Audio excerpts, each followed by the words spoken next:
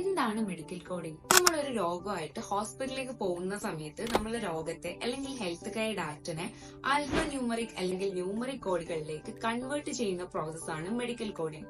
ഇത് 3 ടൈപ്പ് കോഡുകളിലാണ് വരുന്നത്: ICD, CPT, HCPCS. നമ്മൾ ഹോസ്പിറ്റലിലേക്ക് വരുന്നത് രോഗം അറിയാനാണ്. ആ രോഗത്തെ കോഡ് ചെയ്യുന്നതാണ് ICD, അതായത് ഡയഗ്നോസിസ് ഡിസീസ് കോഡ് ചെയ്യുന്നതാണ് ICD.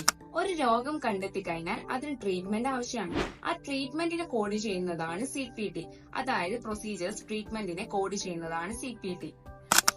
ഇനി ഒരു പ്രൊസീജിയർ ട്രീറ്റ്മെന്റ് ചെയ്യണമെങ്കിൽ ഒരുപാട് എക്യുപ്മെന്റ്സ് ആവശ്യമാണ്. Example syringe, gloves, medicine.